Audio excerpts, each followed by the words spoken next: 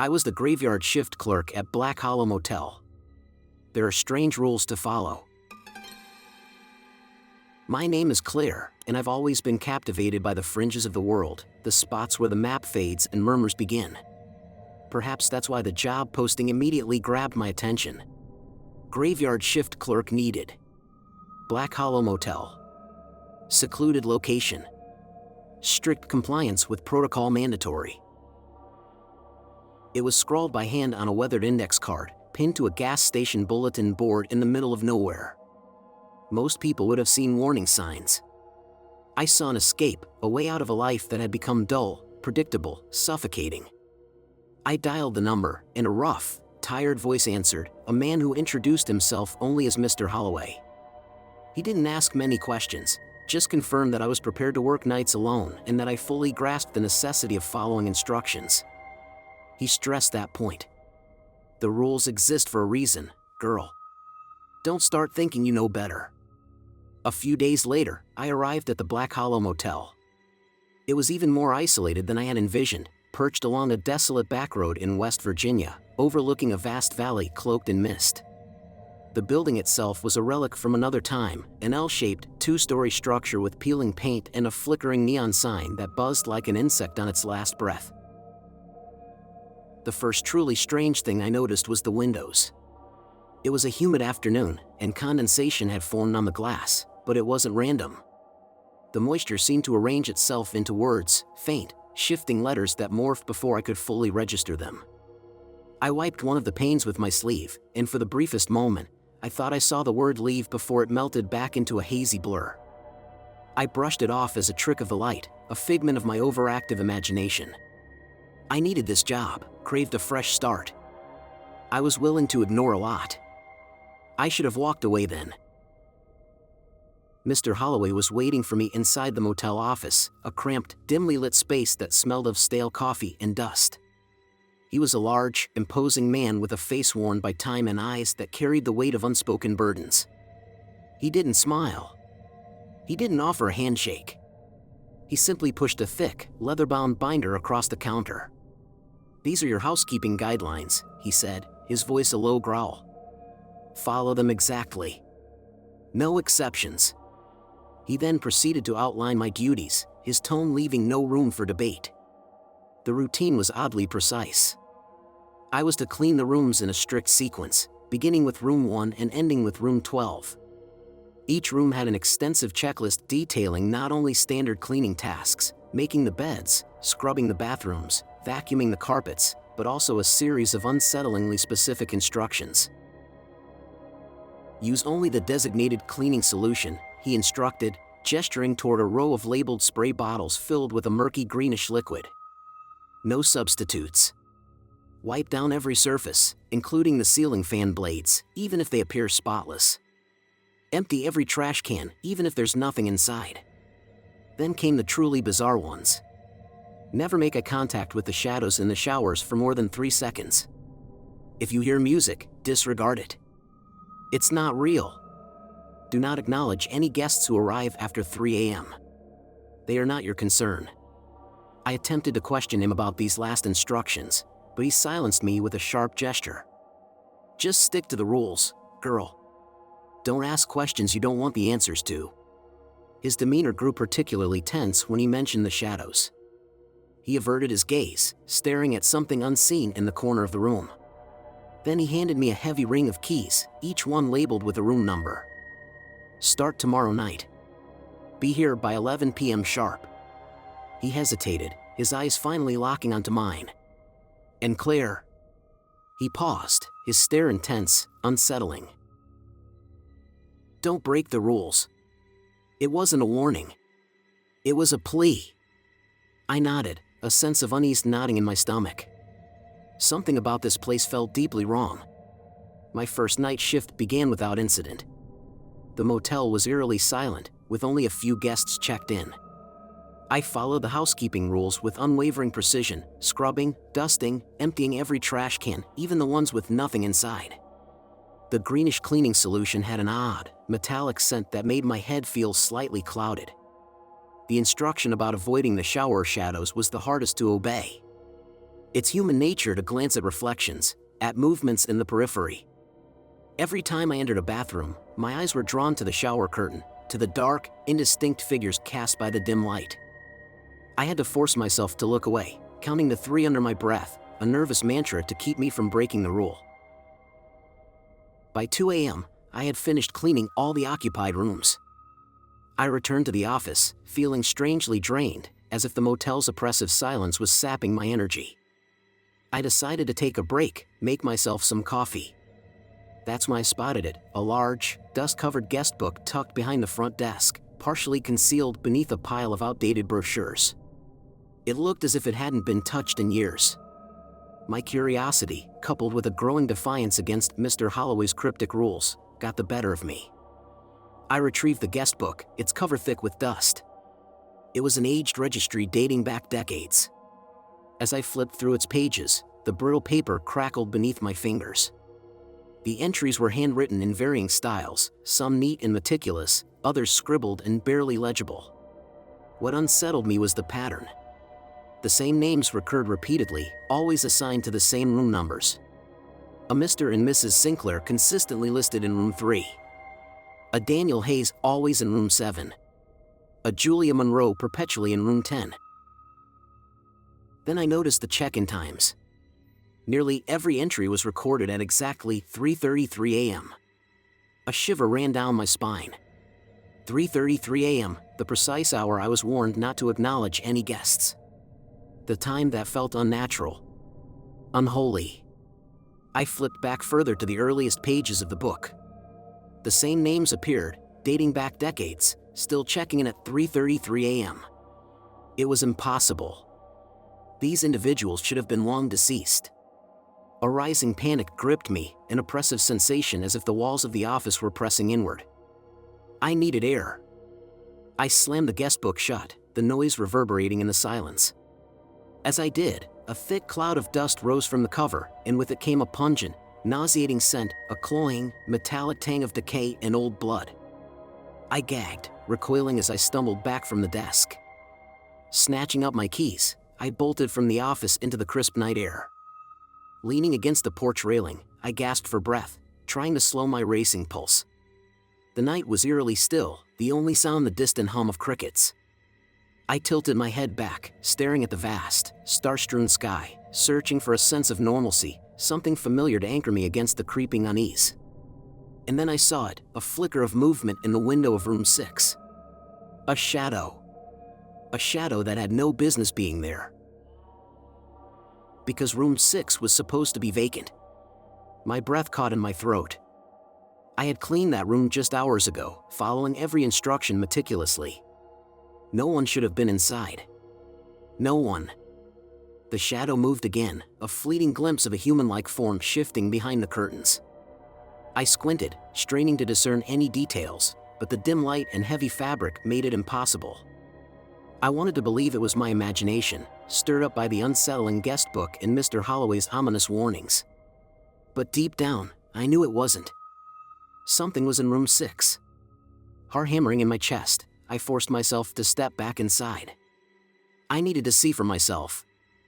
I had to prove that my mind was playing tricks on me. As I neared room 6, a sound met my ears, a faint, rhythmic tapping emanating from inside. It was light, deliberate. Like fingernails drumming against glass. I hesitated at the door, my fingers hovering over the doorknob. Every logical thought screamed at me to turn back, to return to the office and pretend I hadn't seen or heard anything.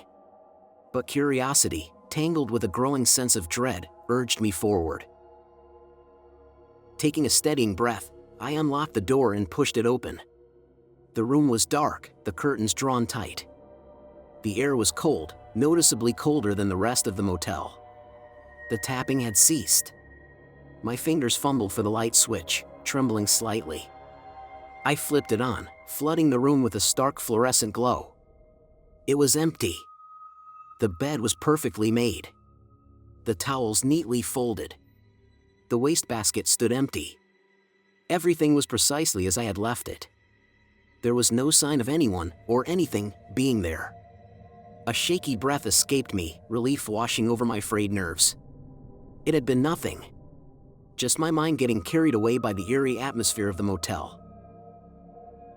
Then I saw it, a small, crumpled piece of paper on the floor near the bed. I bent down and picked it up, unfolding it carefully. It was an old guest comment card, the kind motels used to leave in rooms for feedback. The handwriting was unsteady, almost illegible. "Room 6 is never clean," it read. "I keep finding hair in the shower, and the bed always feels used. Also, I hear children laughing at night. Please do something about it." Children. There were no children listed as guests at the motel. I hadn't seen or heard any since my arrival. A cold shiver traced down my spine. This wasn't my imagination. Others had encountered strange occurrences in room 6. I decided to check the security cameras. Several were positioned throughout the motel, including one monitoring the hallway outside room 6. Back in the office, I rewound the footage to the time I had been cleaning. I watched myself enter room 6, scrub every surface carefully, and exit. The room remained unoccupied for the rest of the recording. Then something unusual happened. As I observed myself cleaning room 5, a figure materialized in the doorway of room 6.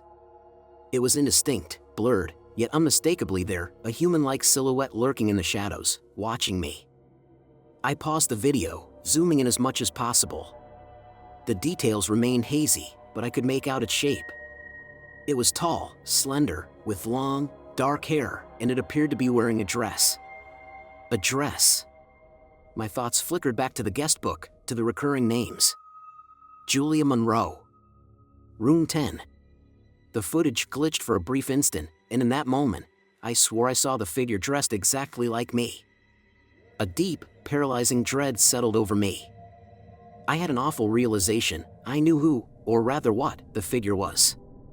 The idea that the entity in the footage was tied to the names in the guest book, especially Julia Monroe, sent a fresh wave of horror through me. This wasn't merely a haunting. It was a pattern, an endless cycle, and somehow, I had become entangled in it.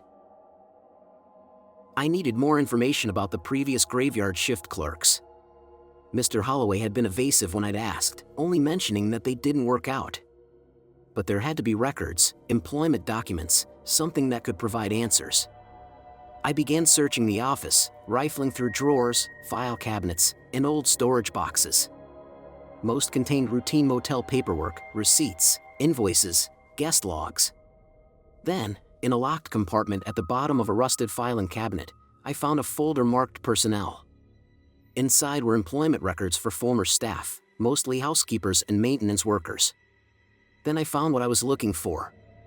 The records of past graveyard shift clerks. Each file was remarkably thin, containing only a basic application form, a W-4, and a termination notice. Every termination was the same, each clerk had left without notice. And they all had something in common. Every one of them had left after exactly 7 nights. A chill prickled my skin. 7. A number that carried significance, 7 days in a week, 7 deadly sins. 7. It felt like more than just coincidence. I scanned the applications, searching for any clue, any pattern. Their names were different, their backgrounds varied, but something about them unsettled me. They all looked eerily familiar. Then I noticed something else. Tucked into the back of each file was a black and white photograph. My hands trembled as I pulled them out. The photos were old, faded, and grainy. They depicted previous clerks standing in front of the motel, awkward smiles frozen in time. But as I examined them, a dreadful familiarity settled over me. They all resembled me.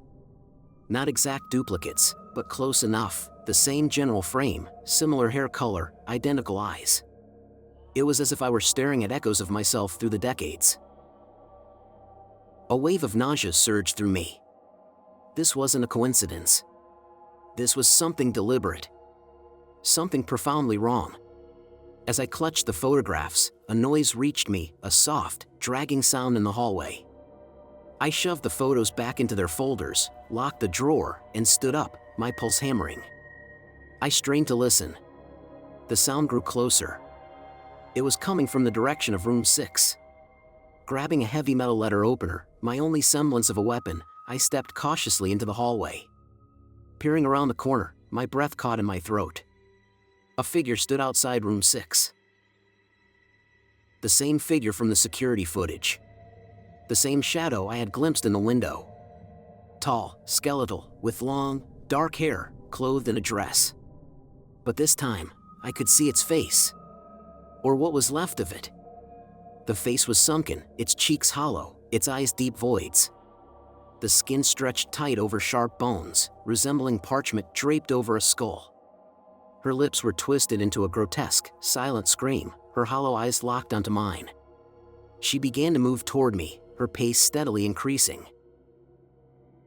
The decaying woman, her face frozen in that soundless wail, lurched closer.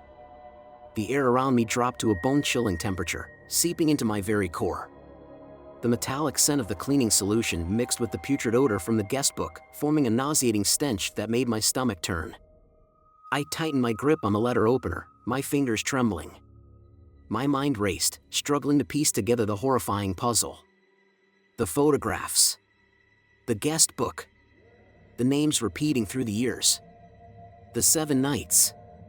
It all led to one grim truth. This motel wasn't just haunted, it was sentient. Or, at the very least, something within it was alive. And it was collecting souls. Shadows. The housekeeping rules weren't about keeping things clean. They were part of a ritual, one that sustained the motel, keeping its victims trapped within its walls. And the previous night clerks? They hadn't left. They had become part of the motel, just like the guests recorded in the guest book.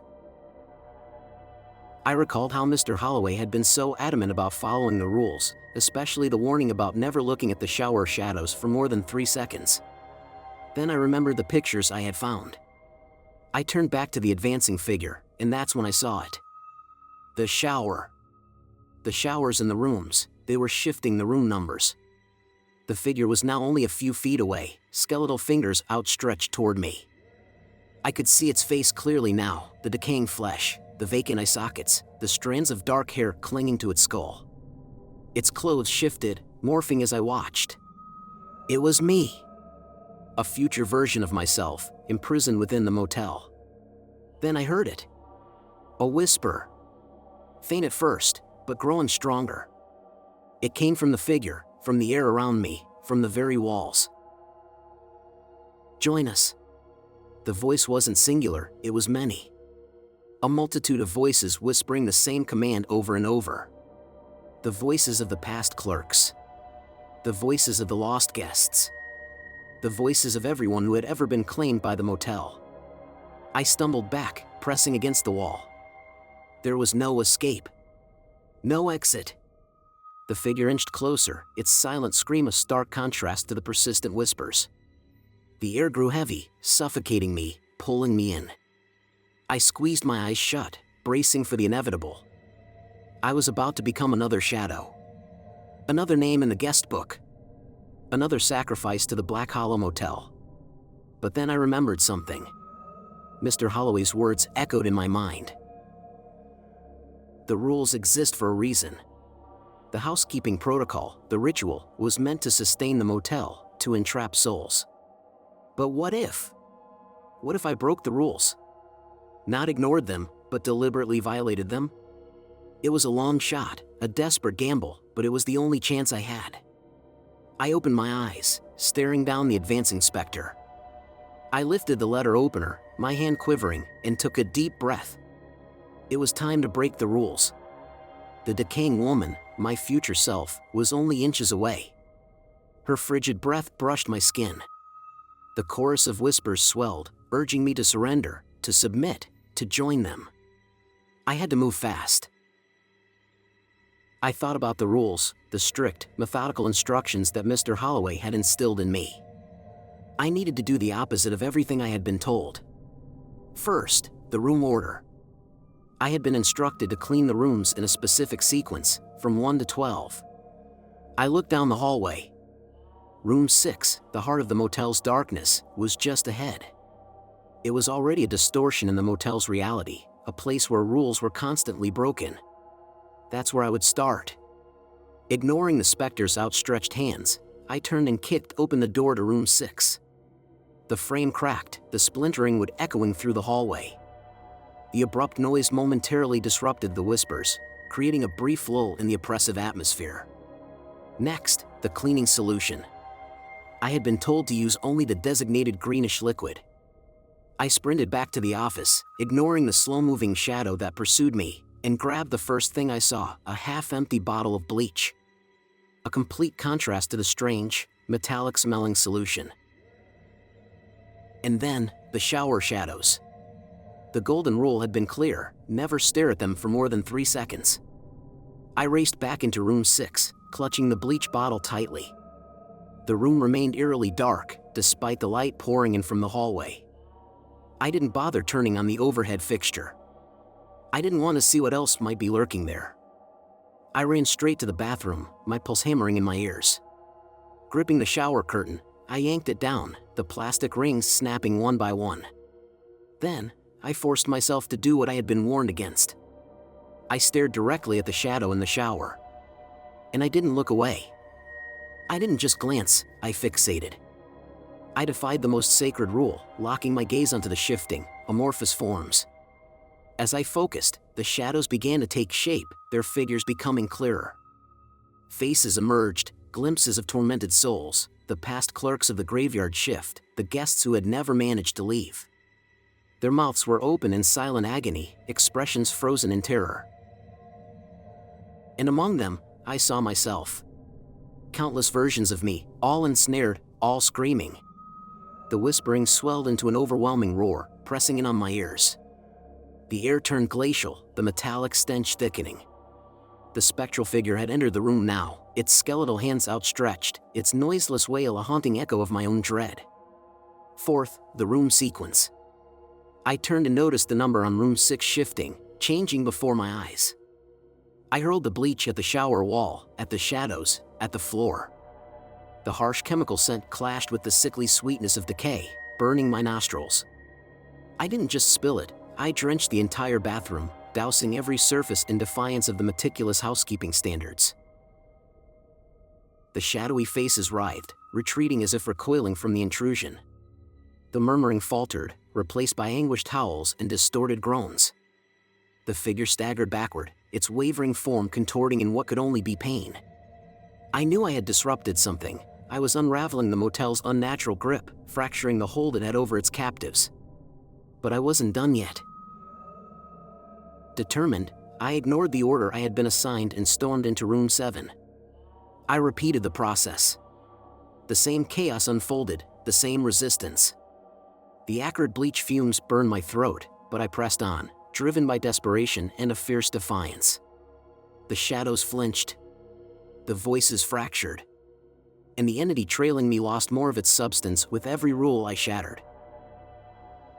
Room by room, I continued my deliberate destruction, moving backward through the motel's dictated order, overturning every principle I had been taught.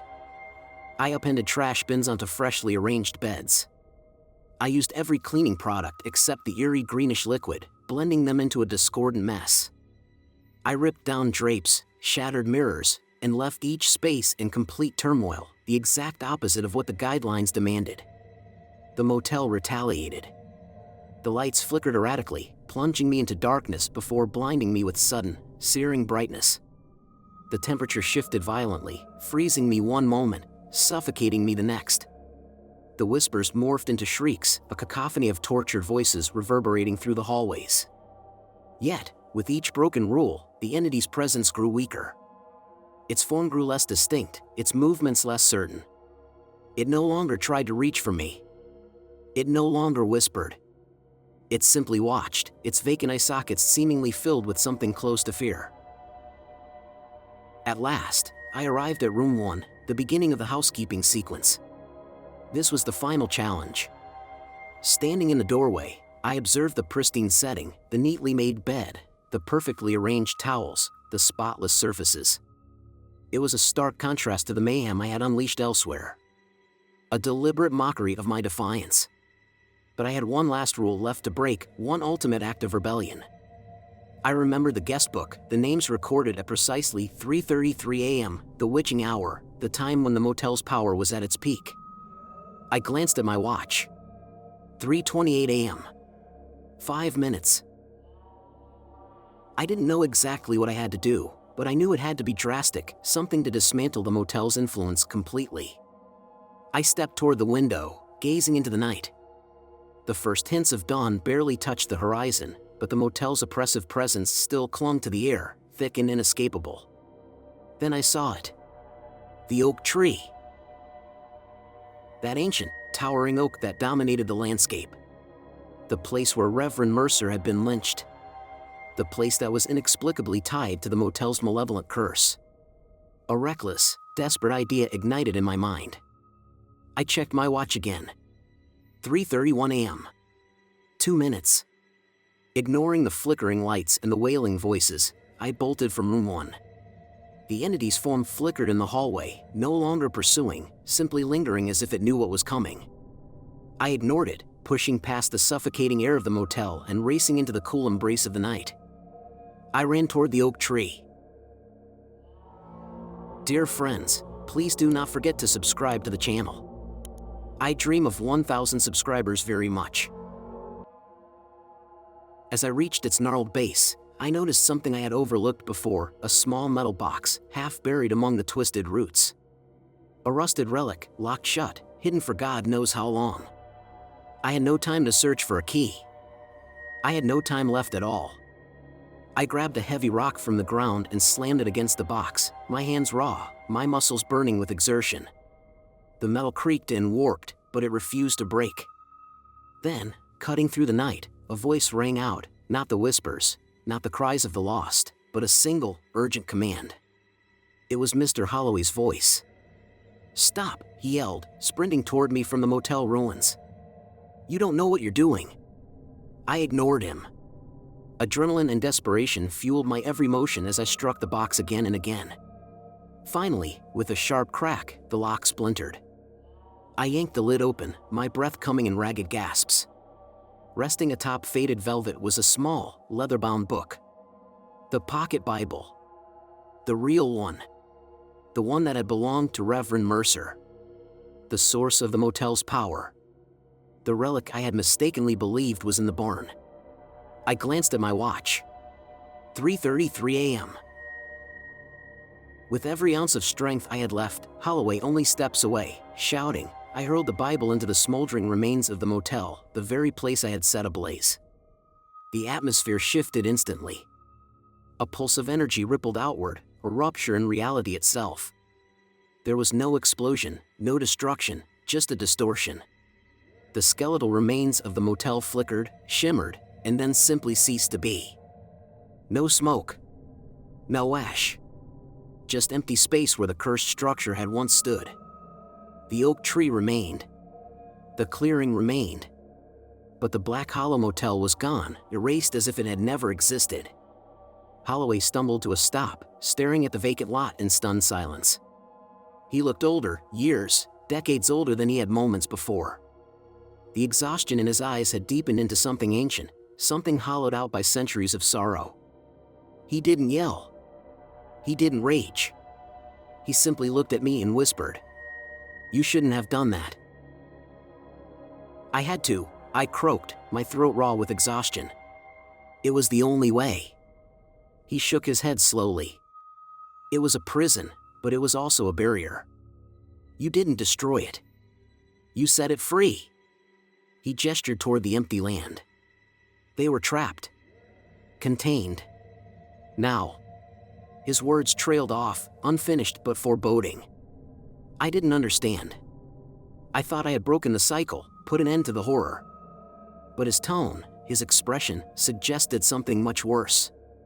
Without another word, he turned and disappeared into the mist, leaving me standing alone beneath the first light of dawn, staring at the void where the motel had once loomed. I never saw Mr. Holloway again. I never returned to that part of the Appalachian Mountains. I tried to leave it all behind, to convince myself it had been nothing more than a fever dream, a trick of exhaustion and fear. But I couldn't. Because the rules, they followed me. Not the cleaning instructions. Not the ritualistic tasks. But the other rules. The ones whispered in the corners of empty rooms. The ones carved into the motel's very essence. Shadows began to appear in my peripheral vision, shapes that moved when I wasn't watching. The murmurs never stopped, soft, indistinct, but ever present. The air would suddenly chill, pockets of unnatural cold blooming around me without reason. And then there was the number 6. It followed me. On clocks. On receipts. On road signs. In my dreams. Room 6.